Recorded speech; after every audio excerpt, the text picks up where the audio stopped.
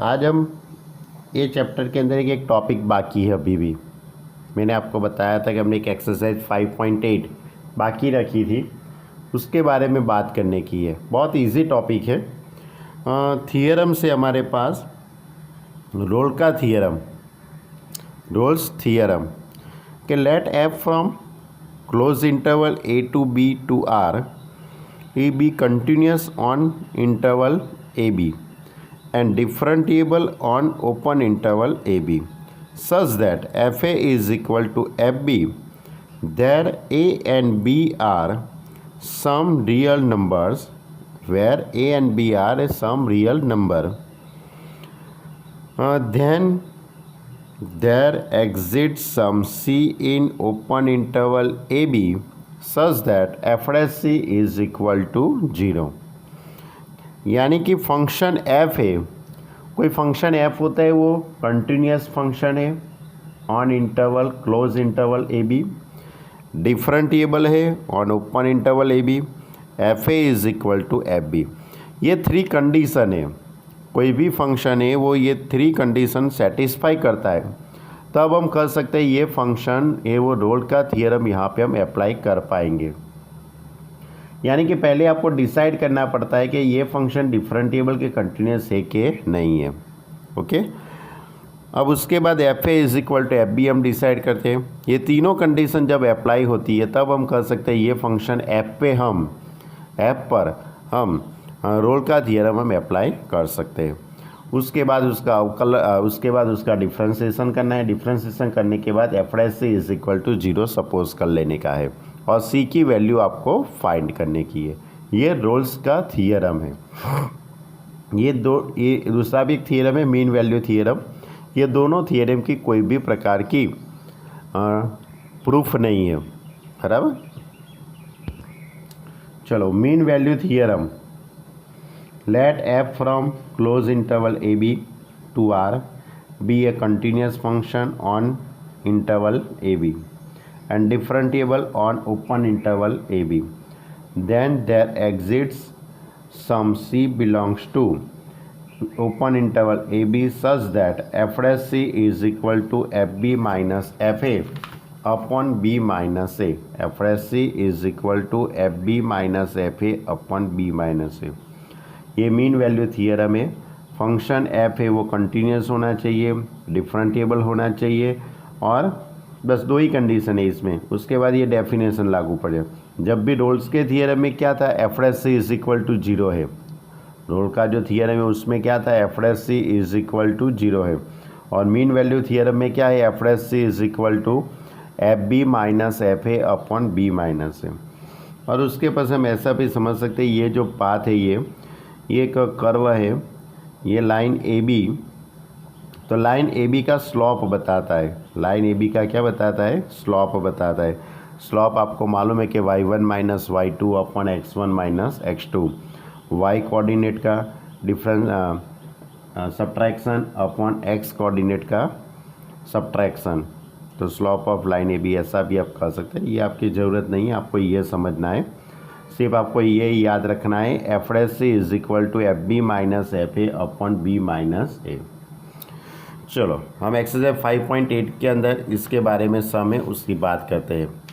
तो पहला सम है question number 1, verify Rolle's theorem for the function f x is equal to x square plus 2x minus 8 x belongs to close interval minus 4 to 2।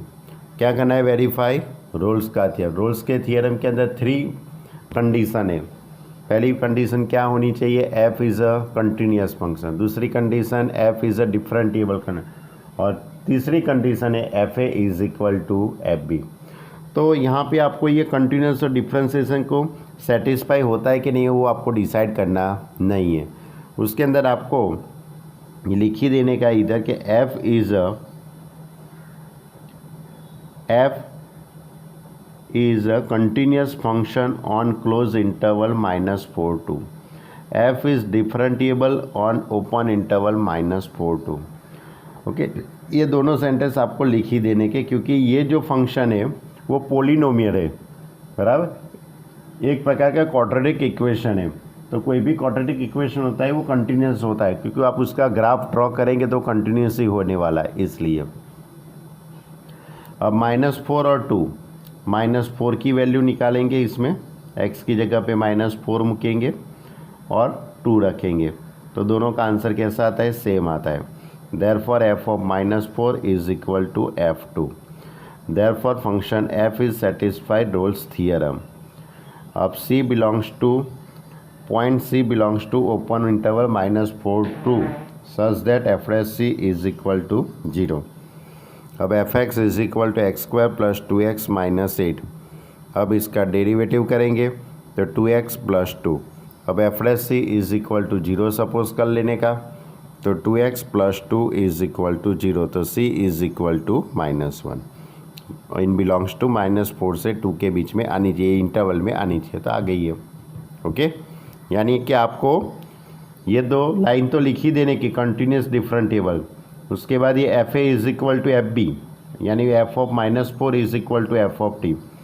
उसके बाद ये sentence लिखने का, उसके बाद डेरिवेटिव इज इक्वल टू 0 और सी की वैल्यू निकालनी है।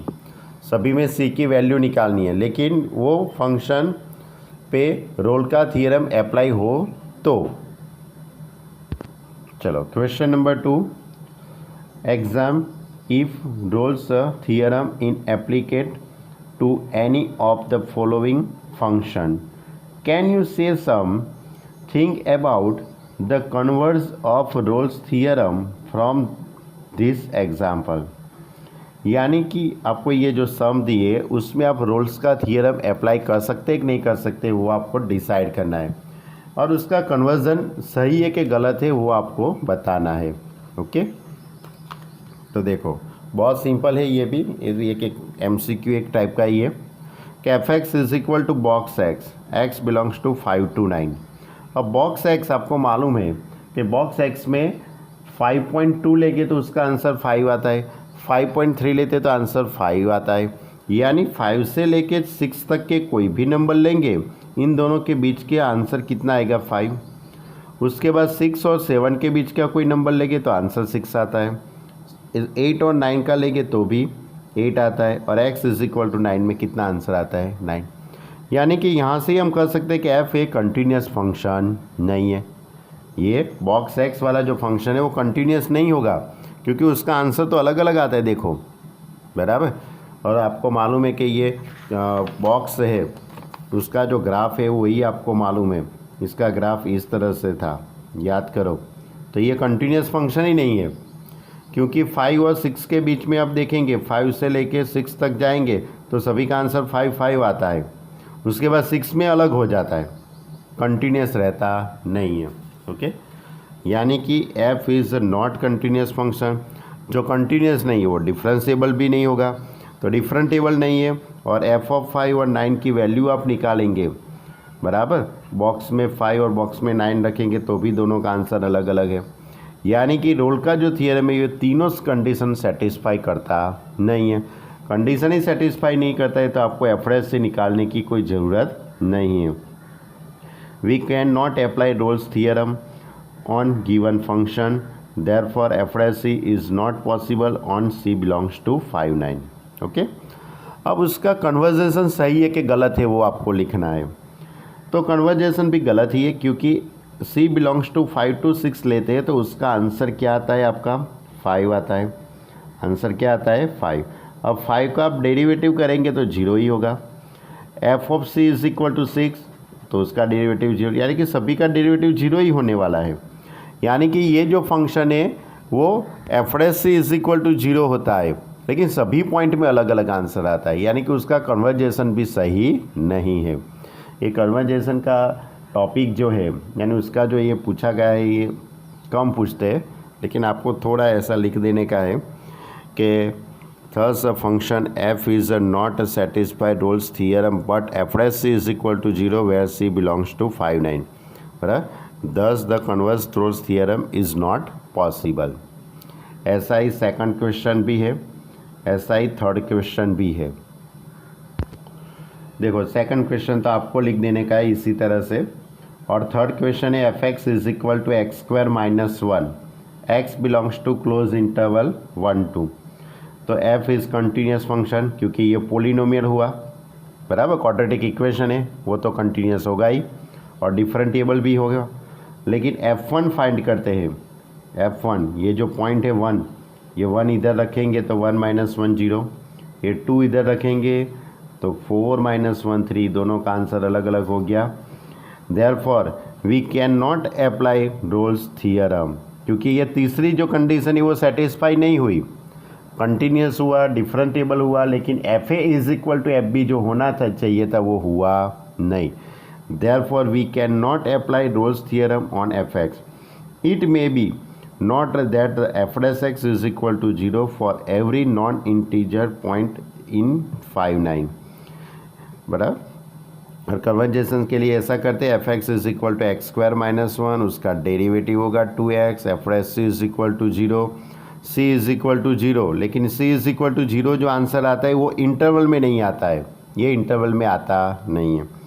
Therefore convergence of Rolle's theorem is not true. Okay.